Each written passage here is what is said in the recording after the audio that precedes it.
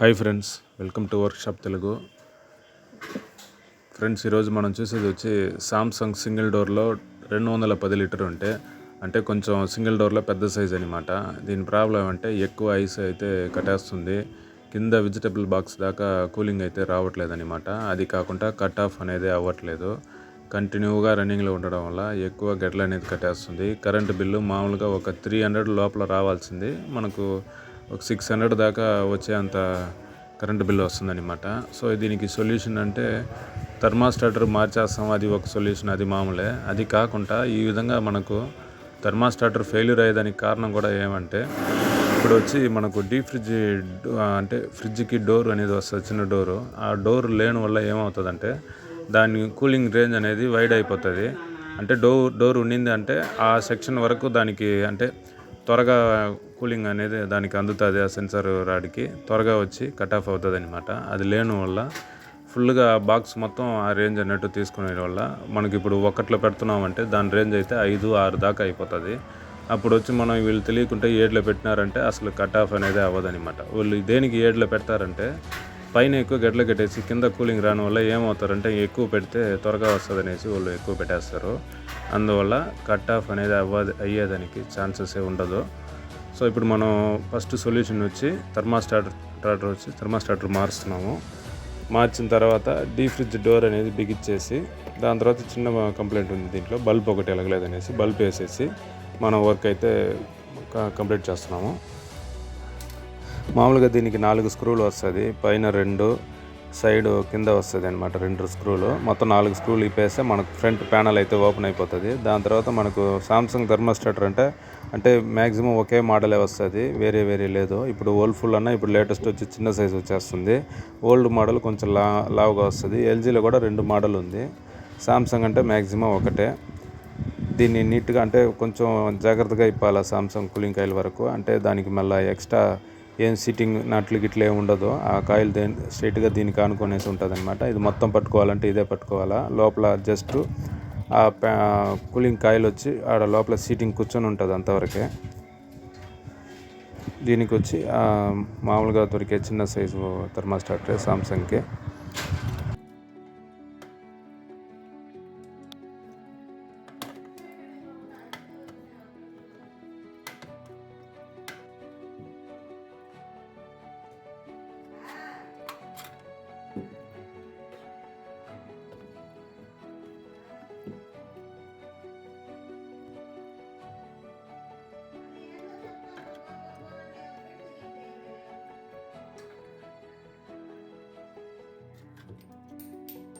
ఇరిగిపోయి ఉండదు థర్మాస్టాటర్, ఆ పిన్లు అన్నీ.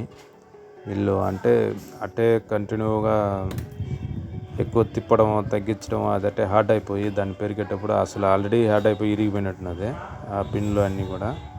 అది డిఫాల్ట్ పిన్ అది. ఇప్పుడు మనం దీనికి మార్చిపోయే థర్మాస్టాటర్ అయితే ఈ మోడల్లో సేమ్ మోడలే వస్తుంది. దీంట్లో మనం మార్చేటప్పుడు చూడాల్సిన గమనించాల్సిన విషయం ఏమంటే క్లాక్ వైజ్ కరెక్ట్గా పెట్టాలి. దాంట్లో మార్చి పెట్టేస్తే తల కింద ఉంటుంది అనమాట. 7 నుంచి 1కి వచ్చేటట్టు ఉంటుంది. అది వాళ్ళకి అర్థం కాదు. వాళ్ళ ఇష్టానికి తిప్పి మళ్ళీ ఆడుకొని మళ్ళీ ఇంచి పారేస్తారు. లేదంటే ఎక్కువ పెట్టేస్తారు. లేదు ఎక్కువ అవుతుంది 3 రోజులకు ఒకసారి ఆపుతాం అనేసి మధ్యలో బటన్ నొక్కుతాను చెప్పి నొక్కి మళ్ళీ ఆఫ్ చేసి మనల్ని పిలుస్తూ ఉంటుంది అనమాట. అది వరకు కరెక్ట్గా చూసుకునేసి నీట్గా బిగిచ్చేస్తే వర్క్ నీట్గా ఉంటుంది అనమాట.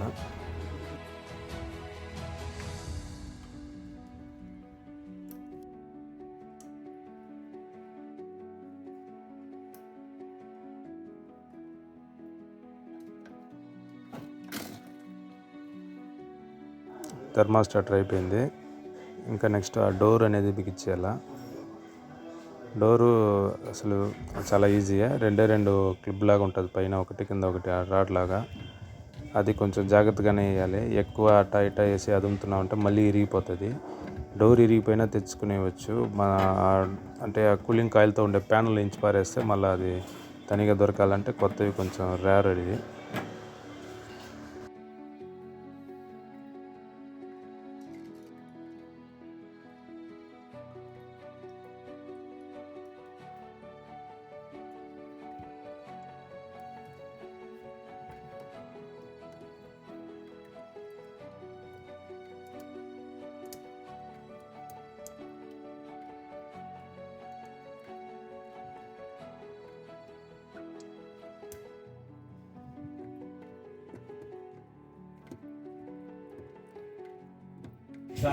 థర్మాస్టాట్ రాడు బాగా టైట్గా దానికి వచ్చి బిగించాలా, లేదు బిగించలేదంటే అసలు మనం మార్చడమే వేస్ట్ అనమాట.